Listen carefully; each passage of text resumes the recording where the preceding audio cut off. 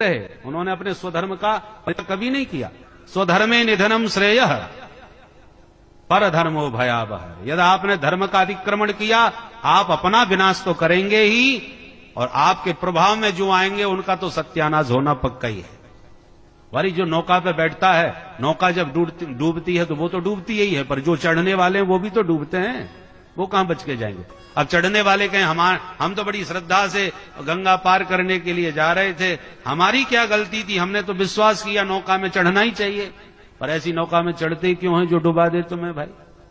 चढ़ने वाले को भी नौका देख करके चढ़ना चाहिए। सछिद्र सच्छिद्र और अनाड़ी केवट की नौका में बैठोगे तो बैठने वाला भी डूबेगा। बोलो राधे राधे राधे। इसलिए स्पष्ट भागवत में विधि का निरूपण करते हुए कहा, विरक्तो वैष्णवो विप्रः। विप्र से ही कथा सुनना चाहिए। विप्र शब्द का प्रयोग किया। विप्र का मतलब क्या होता है?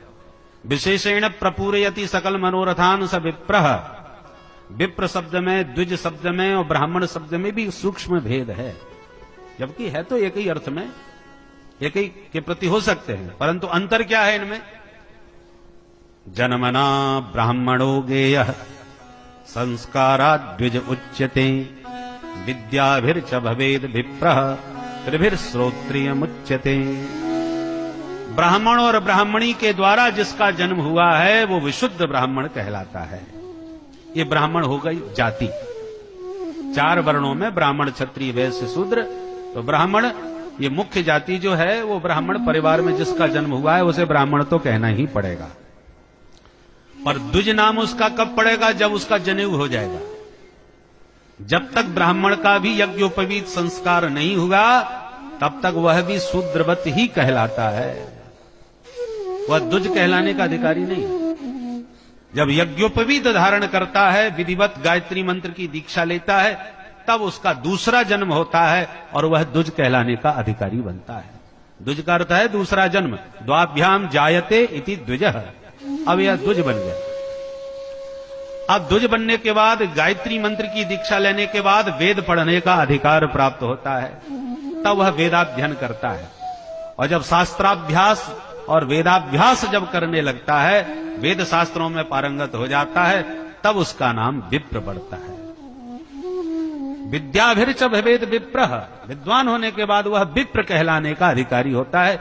इसलिए यहां पर ब्राह्मण शब्द का प्रयोग न करके विप्र शब्द का प्रयोग किया है। माने ब्राह्मण भी हो, यज्ञोपवीत धारक हो और शास्त्रों का ज्ञाता हो, ऐसे किसी विप्र को व्यास गद्दी पर बैठाना चाहिए।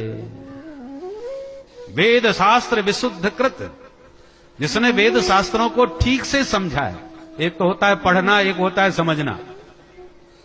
पढ़ने समझने में अंतर होता है, ज्ञान और विज्ञान की तरह।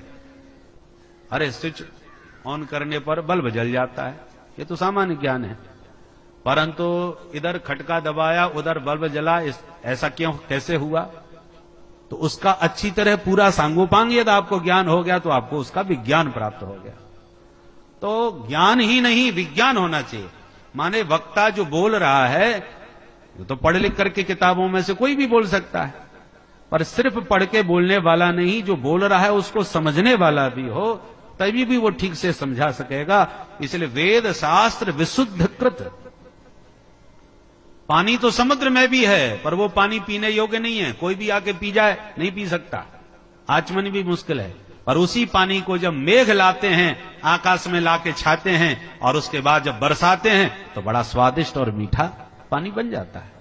क्योंकि अब मीठा क्यों हो गया? पानी तो वही है। मेघों में वो शक्ति होती है कि उसका परिष्कृत कर देते हैं, परिष्कार करके शुद्ध करके जला वृष्टि करते हैं। उसी प्रकार वेद शास्त्रों में जो लिखा है, ये तो समुद्र का पानी है। उल्टा सीधा व्यक्ति जाएगा, पिएगा तो मुंह खराब कर देगा। कई लोग पढ़ लिख करके मूड खराब कर लेते हैं। अनधिकारी अपात्र लोग जो पढ़ने लगते हैं ना, जो परंपरा से न प्राप्त हो, आचार्यों के चरणों में न पढ़े हो, और ग्रंथ को उठाया सीधा पढ़ना चालू कर दिया, कईयों की बुद्धि खराब हो जाती है। अरे हमने वो भी पढ़ा है, हमने वो भी पढ़ा है, उसमें ये लिखा है, उसमें वो लिखा है, सब गड़बड़ घोटाला है। पढ़ पढ़ के ही बेचारी बुद्धि खराब कर बैठे। इसलिए ये समुद्र का जल है, हर कोई पढ़ेगा मुंह खराब करेगा। इसलिए किसी सदगुरु के, आचार्य के चरणों में बैठ करके जब पढ़ोगे तो वो संशयक क्षेत्रता होते हैं किस सूत्र का क्या तात्पर्य है वो ठीक से समझाते हैं, तब वह ग्रहण करके समझ करके परिष्कृत करके फिर जब प्रवचन करता है तो सुनने वाले को वही शास्त्र की बातें बड़ी समझ में भी आती हैं और बड़ी आनंददायक बन जाती हैं। प्रवचनों में सुनो वही प्रसंग तो बड़ा आनंद आएगा, पढ़ने लग जाओ तो कईयों की बुद्धि खराब हो जाए। इसलिए प्रामाणिक और आचार्य परंपरा प्राप्त विद्वान से ही कथा का श्रवण करना चाहिए। ये सब विधि का